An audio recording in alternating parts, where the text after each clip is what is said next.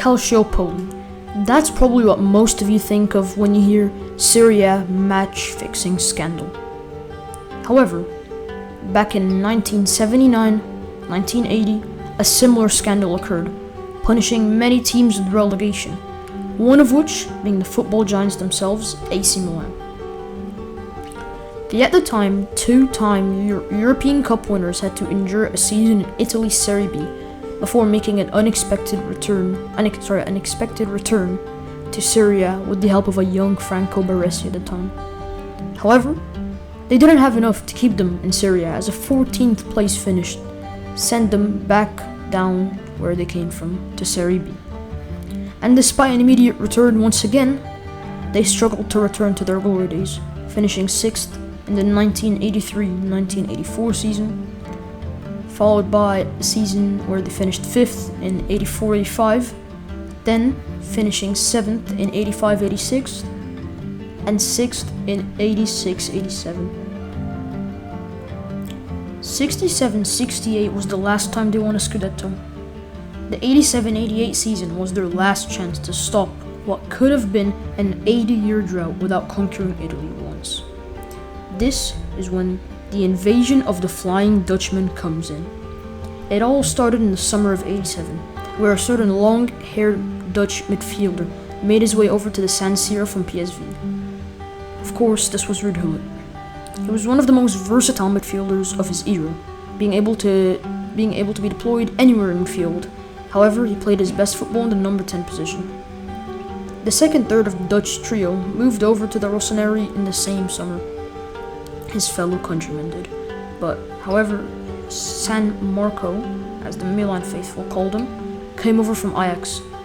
He was a lethal weapon in Milan's attack. He was quick, fast, strong, and had a great shot on him. If there was anyone who could make the most of these attacking players though, it was Arrigo Sacchi. His philosophy contradicted everything Catenaccio Italian football stood for. His 4-4-2 was the pioneer of attacking football in Italy.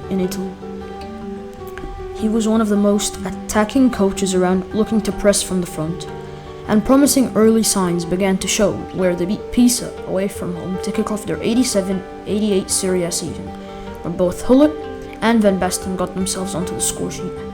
This match ended up being a sign of things to come, as the Rossoneri lost only 2 matches all season in the league, returning the league back to the San Siro for the first time in 20 years, which put them back into the European Cup, of course, where they had a statement to make. AC Milan can thank Ruud Gullit for getting them into the European Cup, as he scored 9 goals and got 10 assists in the league that season.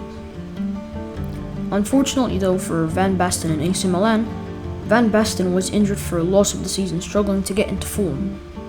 However, it was only up from here for the number 9. The summer of 1988 brought a European Championship and another chance for Van Basten and Gullit to get their hands on even more silverware.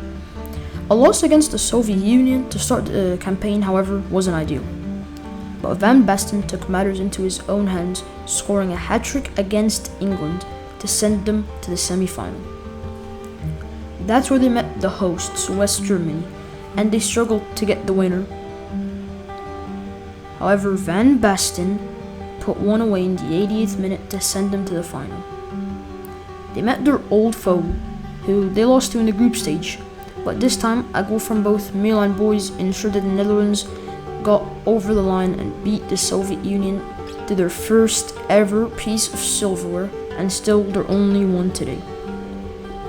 Van Basten's heroics earned him a well-deserved Golden Boot, Best Striker of Europe, and his first of 3 illustrious Ballon d'Ors.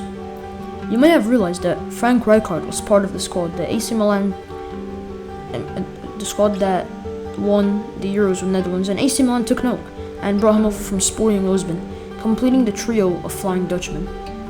Despite being a defender at the time, Arrigo Sacchi saw potential in him to play in the field, and you could argue he started a revolution where players could play anywhere on the pitch, almost ignoring positions. The most prevalent example of today was John Stones in the Champions League final, and this all started with Arrigo Sacchi's AC Milan in the 1980s.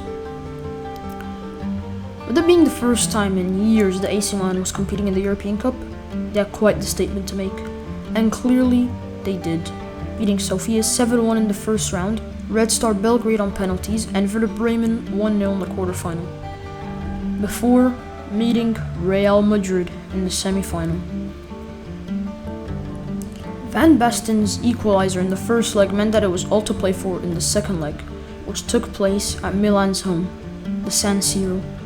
With all three Dutchmen starting in the final, it was a scary sight for Real Madrid. However, it was Carlo Ancelotti, yes, that one, that opened the scoring in the 18th minute. Rijkaard doubled it in the 25th, and right before halftime, Ruud Gullit made it 3-0. Early on in the second half, Van Basten rounds out the scoring of all the Dutchmen on the night. And finally, right before the hour mark, Donadoni puts the game to bed, and a 5-0 win was more than enough to send the Rossoneri to Barcelona, where a packed-out Camp Nou watched them take on Romania's Steaua Bucharest. A brace from both Gullit and Van Basten thumped Steaua Bucharest and established dominance in Europe, once again giving them a European Cup, their third in history. Absolute dominance in both the semi-final and final had already made the Dutch project a success, already a Scudetto and a European Cup to their name. However, this was just the start. Ruud Gullit's 10 goal contributions in the league and 6 in the European Cup, Rijkaard's 10 contributions in all competitions, and Van Basten's legendary season, claiming the European Cup, Golden Boot, with 10 goals in the competition and 19 in the Serie A, earned him his second Golden Ball, his second of 3. However, success didn't stop there, as they were crowned champions of Europe once more, beating Benfica in the final of the 1990 European Cup. Then winning back-to-back Scudettos in 92 and 93, where they broke a record for most matches unbeaten in Serie A ever, not losing a single match for 58 straight matches. And in the midst of all of this, Marco van Basten had claimed his deserved third Ballon d'Or to complete the trinity. However, in the summer of 93, it was time all good things come to an end. In the end, the trio can be more than proud, as collectively they got their hands on 2 European Cups, 3 Ballon d'Ors, 3 Scudettos, and the European Championship. Sadly though, the trio was broken up this summer, with Gullit moving over to Sampdoria, Rijkaard made his way back to Amsterdam, where it all started, and perhaps the saddest of them all was Marco van Basten's forced retirement.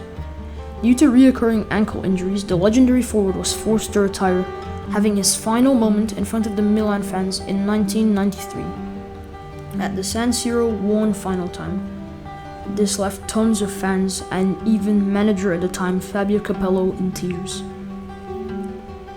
And on that note, if you enjoyed the video, make sure to support the channel by liking and subscribing, and also drop a comment on your opinion on the matter. That's it for me. Thank you, and goodbye.